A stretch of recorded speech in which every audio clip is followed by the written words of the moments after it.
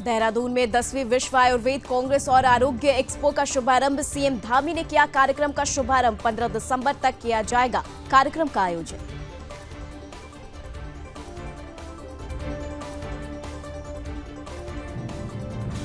उत्तराखंड में पहली बार विश्व आयुर्वेद कांग्रेस और आरोग्य एक्सपो का आगाज। देश विदेश से आयुर्वेद विशेषज्ञ पहुंच रहे उत्तराखंड। सम्मेलन में आयुर्वेद चिकित्सा को बढ़ावा देने पर मंथन।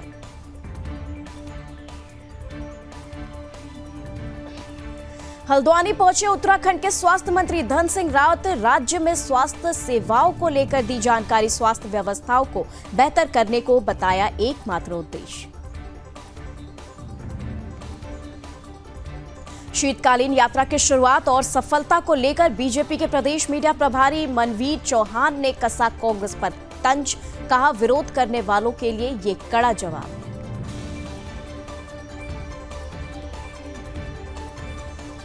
देहरादून में लगातार दौड़ रही तबादला एक्सप्रेस। सरकार ने रातों रात किए 5 आईपीएस अफसरों के तबादले। उत्तराखंड गृह सचिव शैलेश बगोली ने जारी किया आदेश।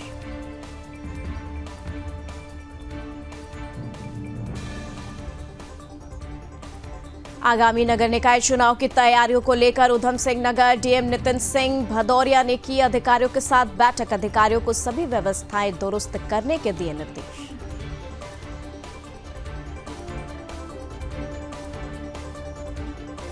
पहाड़ी क्षेत्रों में बर्फबारी होने के साथ ही मैदानी इलाकों में भी बढ़ी ठंड। विकासनगर में विधायक मुन्ना सिंह चौहान ने रैन बसेरों की स्थिति का लिया जायजा। अधिकारियों को हर सुविधा मुहैया कराने के दिए निर्देश।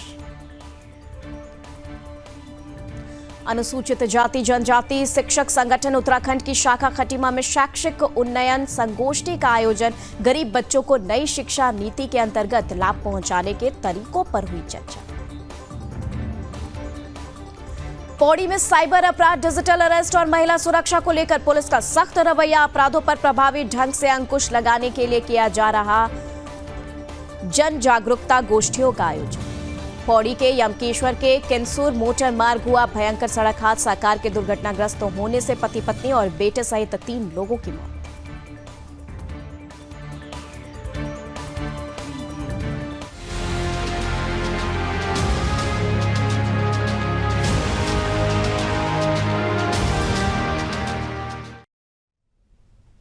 नमस्कार, सुदर्शन न्यूज देख रहे हैं आप। मैं हूं आपके साथ निम्न सिन्हा और चलिए उत्तराखंड की खबरों पर नजर डालते हैं। और उत्तराखंड में पहली बार वर्ल्ड आयुर्वेद कांग्रेस और आरोग्य एक्सपो का शुभारंभ हो रहा है। जी हां, देहरादून के परेड ग्राउंड में आयोजित 4 दिवसीय 10वें विश्व आयुर्वेद सम्मेलन का मुख्यमंत्री पुष्कर सिंह धामी और केंद्रीय राज्य मंत्री प्रताप राव जाधव ने शुभारंभ किया। सम्मेलन में America, Britain, Argentina, Australia, New Zealand, Sri Lanka और इटली समेत तमाम देशों से डेलीगेट्स भी शामिल हुए। शुभारंभ कार्यक्रम के दौरान आयुष के विशेषज्ञों ने अपनी राय रखी। इसके साथ ही इस बात पर जोर दिया गया कि पारंपरिक चिकित्सा विज्ञान को आधुनिक तकनीकी से जोड़ा जाए ताकि जनता को इसका फायदा मिल सके। इस दौरान मुख्यमंत्री पुष्कर सिंह धामी ने कहा कि ये हमारे लिए गर्व की बात है कि देवभूमि उत्तराखंड में आयोजित 10वें विश्व आयुर्वेद सम्मेलन और आरोग्य एक्सपो में 50 से अधिक देशों के डेलीगेट ने प्रतिभाग किया है। यह सम्मेलन शोध को साझा करने के साथ ही व्यापार को बढ़ावा देने में कारगर साबित होगा। प्रदेश में पाई जाने वाली जड़ी बूटियां आरोग्य में महत्वपूर्ण भूमिका निभा रही हैं। आयुर्वेदिक सिर्फ जड़ी बूटियों तक सीमित नहीं है, बल्कि स्वस्थ जीवन जीने की एक कला है। आयुर्वेद का उद्देश्य रोगों को ठीक करना ही नहीं, बल्कि रोगों को होने से रोकने के साथ ही रोग को जड़ से समाप्त करना भी है।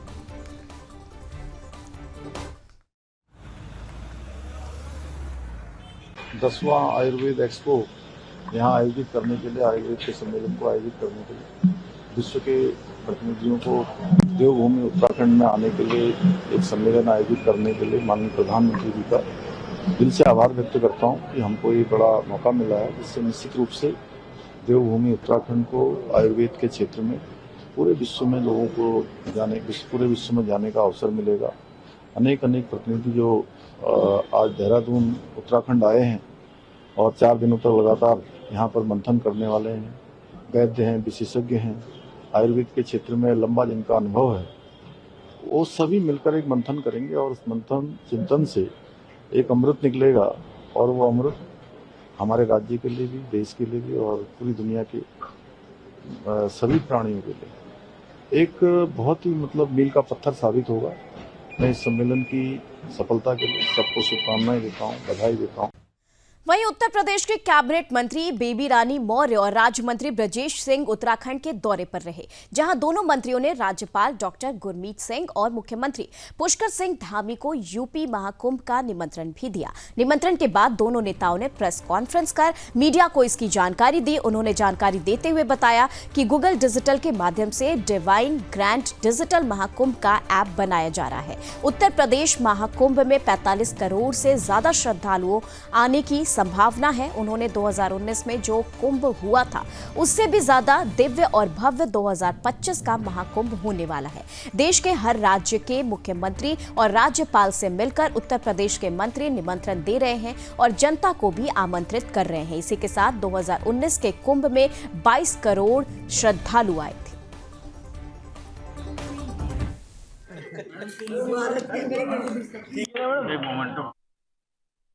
उत्तर प्रदेश के अंदर 13 जनवरी से 29 फरवरी 2025 तक लगभग 45 दिन तक चलने वाला एक बड़ा आयोजन हम प्रयागराज में करने जा रहे हैं। और आप सब जानते हैं कि 2019 में अर्धकुंभ था, उसकी दिव्यता और भव्यता भी हम लोगों ने महाकुंभ के समान ही की थी।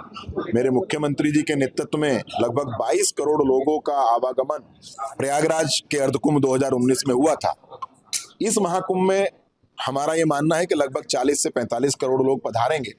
और मैं आज उत्तराखंड के अंदर यहाँ के माननीय मुख्यमंत्री जी को और यहाँ के महामहिम राज्यपाल जी को अपनी वरिष्ठ मंत्री बेबी रानी मौर्य जी के साथ निमंत्रण देने अपने उत्तर प्रदेश के मुख्यमंत्री योगी आदित्यनाथ जी के निर्देशन पर हम लोग यहाँ आए थे।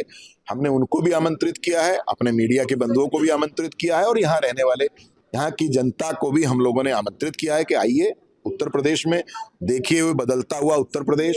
देखिए, हमारे प्रयागराज में 2025 की महाकुंभ की बहुत जोर शोर से तैयारियां चल रही हैं और लगातार चल रही हैं। उसकी एक छोटी सी फिल्म अभी हमने दिखाई भी थी कि किस प्रकार वह टेंट सिटी बन रही हैं, हॉस्पिटल बन रहा है, खोए पाए का केंद्र बन रहा है। इसके अलावा स्वास्थ्य के लिए, स्वच्छता के लिए, सुरक्षित कैसे हो कुंभ, इसके लिए लगातार हम डिजिटल से भी उसकी तैयारियां देख रहे हैं। और अच्छे से अच्छा जितने भी हमारे पर्यटक आए, साधु संत आए और जो भी श्रद्धालु आए, उन्हें किसी प्रकार की असुविधा ना हो, इस बात को ध्यान में रख के इस कुंभ की तैयारी हो रही है।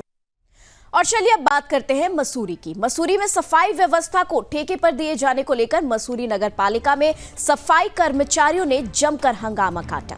इस मौके पर सफाई कर्मचारियों ने टेंडर बॉक्स को भी क्षतिग्रस्त कर दिया। सफाई कर्मचारियों का कहना है कि किसी भी हाल में सफाई व्यवस्था ठेके पर नहीं दी जाएगी और अगर नगर पालिका सफाई व्यवस्था को टेंडर प्रक्रिया में लाती है तो उसको लेकर आंदोलन किया जाएगा। इसके साथ ही मसूरी की सफाई व्यवस्था को बंद कर सभी कर्मचारी हड़ताल पर चले गए हैं। इसी के साथ यही नहीं, मसूरी नगर पालिका कर्मचारी महासंघ ने भी सफाई कर्मचारियों का समर्थन करते हुए कहा कि किसी भी कर्मचारी के साथ अन्याय नहीं होने दिया जाएगा।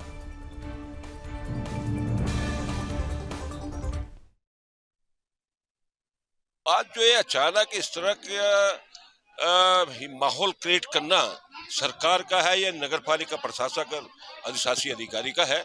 और जब से मैंने पिछली बार आपको एक बयान दिया था कि जब से प्रशासक बैठे हैं पूरे प्रदेश में, तब से अपनी मनमानी कौन से लॉ के माध्यम से ये कार्य कर रहे हैं और किस तरह से ये क्या चाहते हैं मसूरी को सुंदर बनाए, पर्वतों की रानी जो इसको नाम दिया गया, या उसको बरकरार रखे या इसके स्वरूप को बिगाड़ने की बात करें। आज ये लोग करीबन मेरे ख्याल से लगभग 100-125 लोग होंगे, जो मुझे 150 के लगभग ये लोग हैं जो शहर की व्यवस्था को सुधार रहे हैं। शहर की सुंदरता को ये लोग चार चांद लगाने में इनका काम, इनका हाथ है। और आज इस तरह की घटना करना, और अधिशासी अधिकारियों को मैंने फोन मिलाया और फोन नहीं उठा रहे हैं, और फोन उसमें कहीं और दूसरे प्रदेश की आ रही है। इसका मतलब साजिश के तहत जो है ये कब टेंडर निकाले गए, कौन से अखबार में निकाले गए। 15 साल से संविदा कर्मचारी डेली वेज में काम करते आ रहे हैं। आज हमारे सुनने में आया है कि उन्हें जो है ठेकेदारी में डाला जा रहा है। कोई बाहर का ठेकेदार आके यो साहब ने बुलाया या यो साहब के माध्यम से आया, किसी बाहर के ठेकेदार ने आकर के इन सब जितने भी 15 साल से कर्मचारी काम कर रहे हैं उन्हें सबको ठेके में ले जाने की प्रयास किया गया। इसीलिए सभी सफाई कर्मचारियों ने इसका विरोध किया है। थोड़ा है दस्तावेज हमारे पास है जो कि हम यो साहब को सम्मिलित करेंगे, उनसे फिर हम पूछेंगे। और चलिए, प्लेसेस ऑफ वर्शिप एक्ट 1991 पर कोर्ट में सुनवाई हुई और वकील ने क्या कुछ कहा, सुनाएंगे आपको। नहीं है, न काशी के पक्षकार है, न मथुरा के पक्षकार सुप्रीम कोर्ट में है, न भद्रकाली भोजशाला के पक्षकार हैं, न अटाला के पक्षकार सुप्रीम कोर्ट में है, न हरिहर मंदिर के सुप्रीम कोर्ट में है, या अजमेर के पक्षकार सुप्रीम कोर्ट में नहीं है। ऐसे में बिना दोनों पक्षों को सुने हुए स्टे देना ठीक नहीं है। और वैसे भी डिस्ट्रिक्ट कोर्ट से कोई सीधे सुप्रीम कोर्ट नहीं आ सकता है, उसको हाई कोर्ट जाना पड़ेगा। हाई कोर्ट से जो हारी हुई पार्टी है वो सुप्रीम कोर्ट आती है।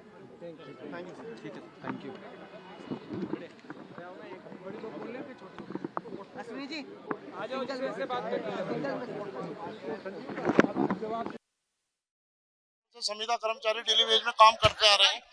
आज हमारे सुनने में आया है कि उन्हें जो है ठेकेदारी में डाला जा रहा है। कोई बाहर का ठेकेदार आके यो साहब ने बुलाया या यो साहब के माध्यम से आया, किसी बाहर के ठेकेदार ने आकर के इन सब जितने भी 15 साल से कर्मचारी काम कर रहे हैं उन्हें सबको ठेके में ले जाने की प्रयास किया गया।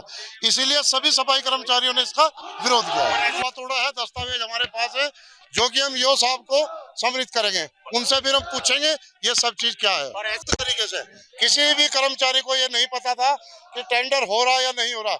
जो हमारे बच्चे 15 साल से काम करते आ रहे थे, 15 साल से इन लोगों का बेवकूफ बना के आज इन्हें टेंडर पे डाल दिया जा रहा था।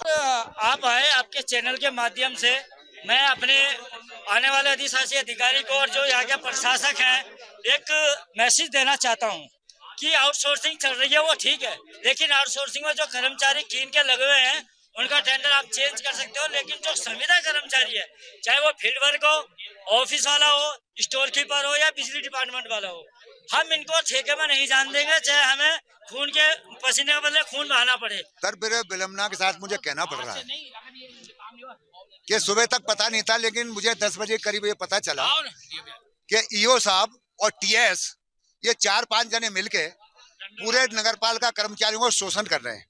पहले तो इन्होंने कीन चलाई, उसके बाद पूरा कीन में इन्होंने 150 कर्मचारी रख लिए। आज इन्होंने वो स्थिति बना दी है जो 15 साल से लोग काम कर रहे हैं डेली बेज में, एक इस लालच में कि मतलब कभी ऐसा मौका आए, सरकारी नौकरियां निकले तो हमें सेवा करने का नगर पालिकों को मौका दिया जाए। लेकिन ऐसा नहीं है, यहाँ तो दलालों की सरकार हो चुकी है और एक नया ईओ आया है सरदार, इसकी बुद्धि भ्रष्ट हो चुकी है। अब इसका करना ये, कल से पूरे शहर की हड़ताल होगी और अगर हमें मरना भी पड़ेगा ना तो मरेंगे, लेकिन सफाई व्यवस्था भी ठप बंद करेंगे और इन्हें ठोकेंगे भी हम।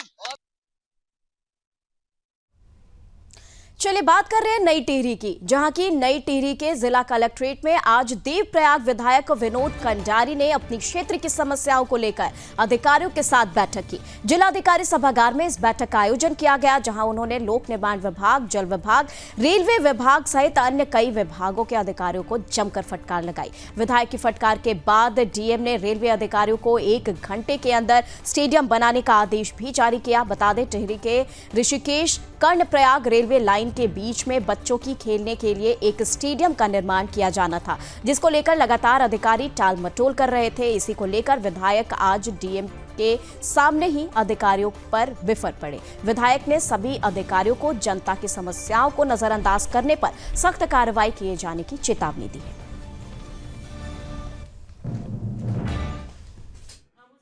विधानसभा क्षेत्र के विभिन्न विभागों की समीक्षा बैठक की गई थी, जिसमें रेलवे के द्वारा जो किए जा रहे कार्य हैं, पीडब्ल्यूडी, जल संस्थान, जल निगम, वन विभाग और साथ ही अन्य विभागों की समीक्षा की गई। और उसके साथ ही जो डिपार्टमेंट्स में कहीं जहाँ डिले हो रहा था काम में, स्वीकृतियों में डिले है या फिर किसी विभागीय अधिकारी की लापरवाही के साथ कुछ हो रहा था, तो उसका भी समीक्षा की गई और सभी को कहा गया कि त्वरित गति से अपने अपने विभागीय कार्यों को अमल में लाएंगे। और मैं रेलवे के अधिकारियों को फटकार भी लगाई और आपने देखा होगा कि मात्र 1 घंटे के अंदर रेलवे ने आदेश जारी कर दिए हैं कि हम जो है 12/12/2024 से जिलाधिकारी महोदय के उस में जो अनुसार जो है समतलीकरण के लिए, टनल के लिए जो है हम इसका डालने का काम शुरू कर देंगे।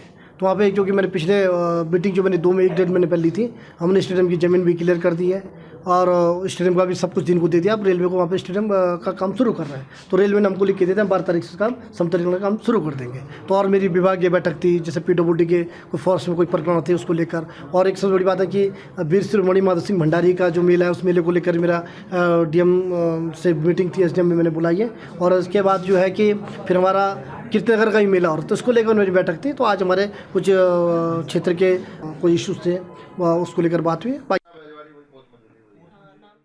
और अब खबर हल्द्वानी से आपको बताते हैं, जहां पर हल्द्वानी पहुंचे उत्तराखंड के स्वास्थ्य मंत्री धन सिंह रावत ने यहां कई कार्यक्रमों में शिरकत की है, जिसके बाद मीडिया से बात करते हुए उन्होंने कहा कि राज्य में सरकारी अस्पतालों में रोजाना 40,000 लोगों का इलाज हो रहा है। सरकार 272 से ज्यादा जांचों को भी निःशुल्क करवा रहा है। इसके अलावा स्वास्थ्य सुविधाएं दिन प्रतिदिन बेहतर हो, इसके लिए प्रदेश में डॉक्टर और अन्य स्टाफ की भर्ती भी की जा रही है। धामी सरकार का एकमात्र उद्देश्य उत्तराखंड में स्वास्थ्य व्यवस्थाओं को बेहतर करना है। इसके साथ ही PPP मोड पर दिए गए अस्पतालों को भी सरकार वापस लेने जा रही है, जिससे कि वहां पर भी बेहतर व्यवस्था की जा सके। आपने अच्छा क्वेश्चन पूछा है। हमारी सरकार जो है पर डे सरकारी हॉस्पिटलों में 40,000 से ज़्यादा मरीजों का इलाज निःशुल्क होता है। और पहली बार आप देख रहे होंगे कि हमारी सरकार के द्वारा 272 जांचें फ्री की गई। हमारी सरकार के द्वारा जो गर्भवती माता बहनें हैं उनके लिए खुशियों की सवारी अलग से व्यवस्था की गई है। डायलिसिस का इलाज हमारे यहाँ फ्री है। पूरे देश में पहला राज्य उत्तराखंड है जहाँ की डायलिसिस के मरीजों का इलाज फ्री है। रही PP मोड के जो हॉस्पिटल हमारे, तो विश्व बैंक द्वारा एक 2016 में एक योजना आई थी कि कुछ हॉस्पिटलों को PP मोड पे दिया गया था, और तत्कालीन सरकार ने उस समय सोचा होगा कि भाई हमारे यहाँ डॉक्टरों की कमी, इसलिए PP मोड पे दिए गए थे। अब हमारे राज्य में डॉक्टरों की कमी खत्म हो गई है। अब हम जितने भी PP मोड के हॉस्पिटल हैं उनको PP मोड से हटा के जो है पूरा नियंत्रण अब सरकार का।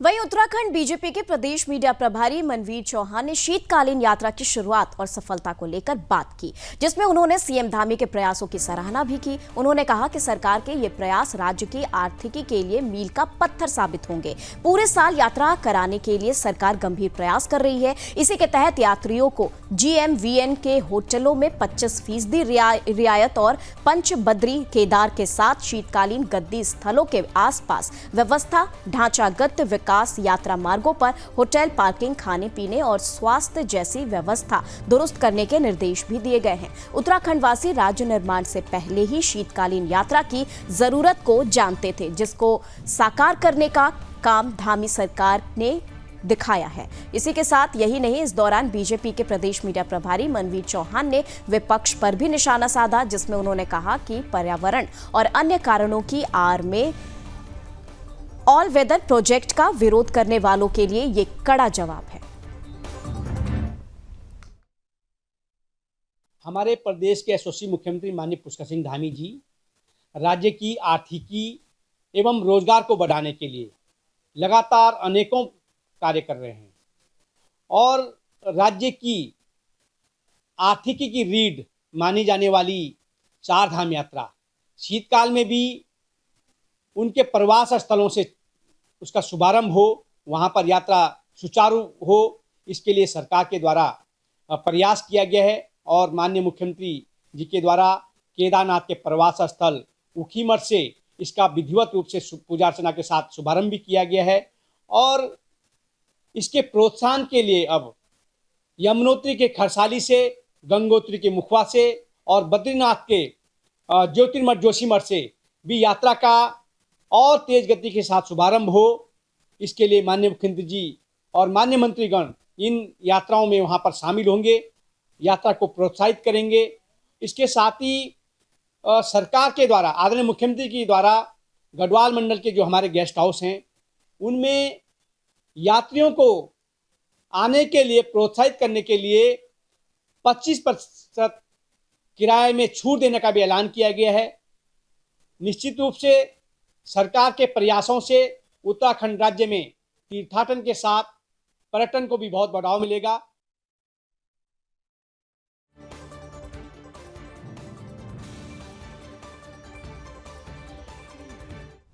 और चलिए इसी के साथ खबरों में आगे बढ़ रहे हैं और देहरादून में तबादला एक्सप्रेस लगातार दौड़ रही है। सरकार ने 5 आईपीएस अफसरों के तबादले का आदेश जारी किया है। उत्तराखंड के गृह सचिव शैलेश बगोली ने यह आदेश जारी किया है। जारी आदेश के अनुसार अपर पुलिस महानिदेशक अमित कुमार सिन्हा से सीसीटीएनएस और दूरसंचार वापस ले लिया है। वहीं वी मुरुगेशन को अपर पुलिस महानिदेशक अपराध और कानून व्यवस्था बनाया गया है। वहीं एपी अंशुमान को मौजूदा जिम्मेदारी के साथ सीसीटीएनएस और दूरसंचार की भी जिम्मेदारी दी गई है। वहीं गढ़वाल के आईजी करण सिंह नगन्याल को आईजी इंटेलिजेंस की जिम्मेदारी दी गई है। अब तक ये जिम्मेदारी संभाल रहे राजीव स्वरूप को गढ़वाल का नया आईजी बनाया गया है। बता दें कुछ दिन पहले ही सरकार ने करीब 17 आईएएस अफसरों के भी तबादले किए गए थे। वहीं 2 दिन पहले सरकार ने 23 पीसीएस अफसरों के ट्रांसफर किए थे। उस लिस्ट में कई जिलों के एडीएम और एसडीएम भी शामिल थे। इधर बुधवार रात एक बार फिर एक साथ 5 वरिष्ठ आईपीएस अफसरों के तबादले के आदेश जारी किए गए। बताया जा रहा है कि आने वाले दिनों में कई और तबादले सरकार की ओर से किए जा सकते हैं।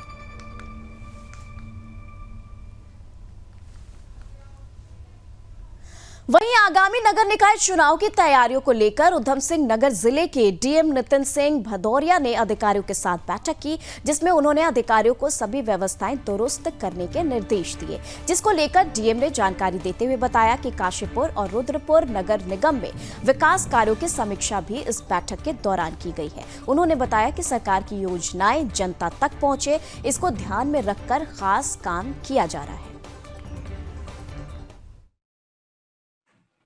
मैं इससे पहले भी शहरी विकास विभाग में जिम्मेदारी देख रहा था और क्योंकि नगर निकाय में अभी नगर निकाय चुनाव भी हमारे होने हैं और नगर निगम में काफ़ी ऐसे इश्यूज होते हैं जो हमारे कहीं ना कहीं लोगों की डेली लाइफ को टच करते हैं। तो उनमें हम लोग अभी सेंट्रल स्कीम्स की भी समीक्षा हम लोगों ने की, इसमें राज्य स्तरीय स्कीम्स की भी समीक्षा कर रहे हैं और ये कोशिश किया जा रहा है कि जो भी उनके जो पब्लिक की ग्रीवांसेस हैं उनको तत्काल निराकृत किया जा सके। यहाँ पे नगर निगम रुद्रपुर ने कुछ अच्छे कार्य भी किए हैं। आपने खुद ही देखा यहाँ पे कि जो लेगेसी वेस्ट को जो हटाने का एक महत्वपूर्ण भूमिका उनके द्वारा निभाई गई है। मेरे द्वारा स्वयं निरीक्षण भी किया गया। इसके अलावा जो उन्होंने बायोगैस का प्लांट, जो solid waste management processing plant, उसमें भी उन्होंने काफ़ी अच्छा किया है। काफ़ी मैं वहाँ पे खुद भी विजिट करने गया था और पूरे इसमें SWM रूल्स का वहाँ पे पूरा अनुपालन किया जा रहा है। कोशिश ये की जा रही है कि जो हमारे अभी लंबित प्रोजेक्ट्स हैं उनको भी हम तत्काल पूर्ण करा सकें। नेशनल गेम्स के पहले हम लोग चाहेंगे कि हमारा वेंडिंग जोन भी हमारा पूरा तैयार हो जाए और काशीपुर के भी हम लोग जो इश्यूज हैं उनको भी हम लोग दूर करेंगे। यातायात व्यवस्था को भी हम लोग सुचारू रूप से इसमें करना चाह रहे हैं और इसमें SSP साहब से भी हमारी पूरी बात हुई है कि हम लोग कुछ ना कुछ ऐसा सुचारू रूप से यातायात को हम लोग यहाँ पे व्यवस्था को बना सकें ताकि जनता को जाम से निजात।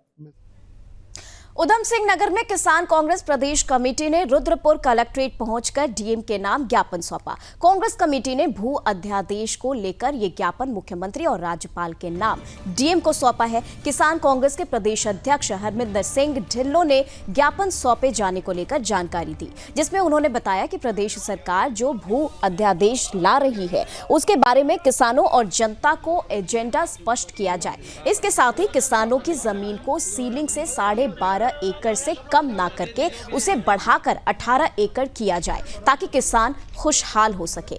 इसके अलावा उत्तराखंड में किसानों को 2 साल का बिजली का बिल भी माफ किया जाए और किसानों के गन्ने की फसल का भुगतान 500 रुपए प्रति क्विंटल दिया जाए ताकि किसान अपनी आय को बढ़ा सके। इसके साथ ही उन्होंने क्या कुछ कहा, चलिए सुनाते हैं। पहली मांग तो यही है कि जो भू अध्यादेश लाया जा रहा है उत्तराखंड में, पहले स्पष्टीकरण तो दें वो क्या करना चाहते हैं। फिर दूसरी जो राय लेते हैं, अभी बाजपुर में भी 2 दिन पहले राय ली गई, किसी को बीजेपी के नेताओं को बुलाया गया, बीजेपी के पार्टी के लोगों को बुलाया गया। आपने राय लेनी है जनता के बीच में लीजिए, किसानों के बीच में लीजिए। मैं भी स्टेट का प्रेसिडेंट हूँ, मुझे तक सूचित नहीं किया गया, किसी पक्ष के किसी को नहीं सूचित किया गया, किसी किसान को सूचित नहीं किया गया और दूसरा हम कहते हैं कि कोई भी अगर स्टेट खुशहाल होती है या कंट्री खुशहाल होती है, हम एक तो ये कहते हैं कि बाहर का बिजनेसमैन यहाँ आए, पैसा लगाए।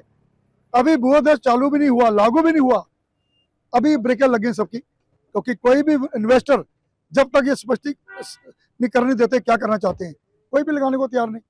दूसरी हमारी मांग ये थी, गन्ने का सीजन चल चुका है, गन्ने का रेट 500 रुपये क्विंटल किया जाए, क्योंकि इसी सरकार ने, डबल इंजन सरकार ने कहा था कि किसान की आमदन दूनी होगी। किसान की आमदन दूनी तो नहीं हुई, लेकिन 5 गुना ज़्यादा खर्चे बढ़ गए।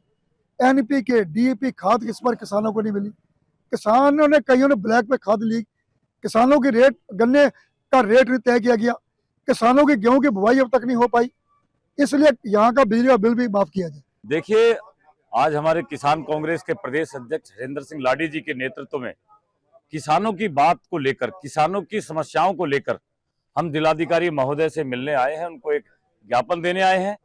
जो किसानों के प्रदेश, किसानों के मुद्दे हैं, उन पर ये सरकार बिल्कुल भी कतई ध्यान नहीं दे रही है, जबकि अन्य प्रदेशों में किसानों के मूल्य और गन्ने का मूल्य हो, फसलों के मूल्य हो, तो वो बहुत अलग हैं। अगर किसान कांग्रेस, यदि इन मुद्दों को हम ज्ञापन लेके पहुंचे, इसमें जैसे कि हमारा गन्ने का मूल्य, हमने 500 रुपये निर्धारण की बात की है, बाजपुर के किसानों के जो 20 गांवों का मामला चल रहा है उसके निस्तारण की बात कही है, और बिजली के बिलों को माफ करने की बात कही है। बहुत सारे मुद्दे, भू अध्यादेश लाने की बात कर रहे हैं, नए इंडस्ट्री घोषित करने की बात कर रहे हैं, लेकिन धरातल पर कुछ नहीं है, सिर्फ हवाई बातें हैं। हम चाहते हैं कि विपक्ष के नेता, हमारे प्रदेश के बहुत यशस्वी नेता और अनुभवी नेता माननीय श्री यशपाल आर्य जी विधानसभा में बैठते हैं, आपके साथ विपक्ष के नेता हैं, आप उनके साथ सारे प्रारूप तय कीजिए जो अध्यादेश आप लाना चाहते हैं। तो चलिए, फिलहाल के लिए उत्तराखंड की खबरों में बस इतना ही, लेकिन सुदर्शन न्यूज पे खबरों का सिलसिला यूं ही जारी रहेगा। देखते रहे सुदर्शन न्यूज। जय हिंद।